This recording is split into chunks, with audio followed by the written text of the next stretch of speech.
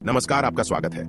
दोस्तों, प्राचीन काल में ऋषि मुनियों की यह मान्यता थी कि प्रकृति हमें अनेक छोटी बड़ी बातों के संकेत देती है। ये संकेत आपके भविष्य से जुड़े भी हो सकते हैं। ये आपके जीवन में घटित होने वाली अच्छी और बुरी सभी घटनाओं की जानकारी देते हैं। यदि हम उन संकेतों को समझ जाते हैं तो यह हमारे लिए बहुत ही अच्छी बात होती है। लेकिन कभी कभी हम इन संकेतों को समझ नहीं पाते हैं या फिर नजरअंदाज कर देते हैं, जिससे हमें उसके शुभ फल प्राप्त नहीं होते हैं। आज हम जानेंगे शास्त्रों में बताए गए कुछ विशेष पक्षियों के द्वारा हमें कौन से संकेत प्राप्त होते हैं और उन संकेतों का क्या अर्थ होता है।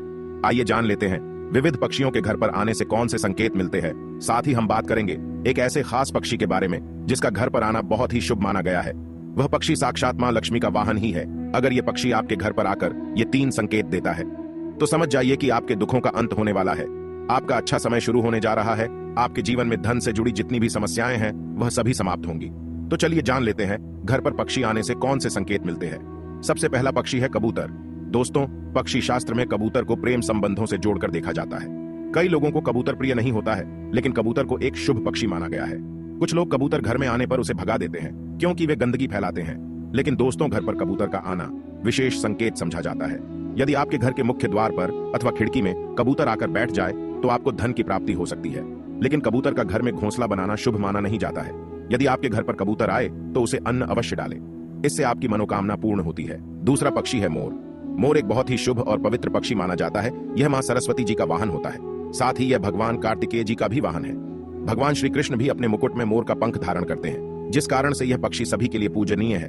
यदि आपके घर पर कहीं से मोर आकर बैठ जाता है तो इसे शुभ संकेत समझना चाहिए। मोर के घर पर आने से उस घर का विकास होता है, उस घर के शत्रुओं का नाश होता है और घर में रहने वाले सदस्यों में प्रेम और विश्वास बढ़ता है। साथ ही मोर के दर्शन होना भी अत्यंत शुभ माना गया है। यदि आप किसी कार्य के लिए जा रहे हैं और आपको मोर के दर्शन हो जाए तो उस कार्य में सफलता मिलने की संभावना बढ़ जाती है। लेकिन ध्यान रहे, मोर को मारना बहुत बड़ा पाप माना जाता है। तीसरा पक्षी है चिड़िया। दोस्तों, यदि आपके घर पर चिड़िया आती है और घोंसला बनाने लगती है तो इसे शुभ संकेत समझना चाहिए। माना जाता है कि जिस घर में चिड़िया घोंसला बनाती है उस घर में धन संपत्ति आती है। यदि चिड़िया ने आपके शरीर पर अथवा खासकर आपके सिर पर बीट कर दिया तो यह बिल्कुल भी अशुभ नहीं होता है। यह तो किसी शुभ समाचार का संकेत होता है। आपको जल्दी ही कोई शुभ समाचार मिलने वाला है। घर में भी यदि कहीं भी चिड़िया बीत कर देती हैं तो यह भी बहुत अच्छा संकेत होता है। दोस्तों, चिड़िया बहुत ही डरपोक पक्षी होती है। वह जल्दी किसी के करीब नहीं जाती है। लेकिन यदि चिड़िया आपके आसपास या आपके घर में बिना किसी डर के आने जाने लगे तो समझिए कि आपके घर में बहुत ही शुभ और सकारात्मक ऊर्जा का संचार है। ऐसे घर में रहना बहुत ही शुभ होता है। यदि किसी दिन बहुत सारी चिड़िया आपके घर की छत पर आकर चहचहाने लगे तो समझिए कि आपके घर में कोई बहुत बड़ा शुभ प्रसंग होने वाला है, कोई खास समाचार मिलने वाला है अथवा किसी विशेष कार्य में सफलता मिलने वाली है। चौथा पक्षी है उल्लू। दोस्तों, उल्लू के विषय में कई ऐसी बातें और मान्यताएं हैं जो आज भी उसे शुभ और अशुभ के बीच में उलझाए रखती है। कई लोग उल्लू को अत्यंत शुभ मानते हैं तो कुछ लोग ऐसे भी हैं जो उल्लू को अशुभ समझते हैं। दोस्तों, उल्लू एक निशाचर पक्षी है जो रात में जागता है और दिन में सोता है। असल में उल्लू की शरीर रचना और उसकी आवाज ऐसी होती है कि कोई भी उसे देखकर डर जाए। शायद इसी कारण से इसे देखना अपशकुन माना जाता है। उल्लू के मुंह से निकलने वाली ध्वनि रात के शांत वातावरण को डरावना बनाती है। उल्लू की आंखें बड़ी और बेहद डरावनी और इंसानों की तरह सामने की ओर होती है।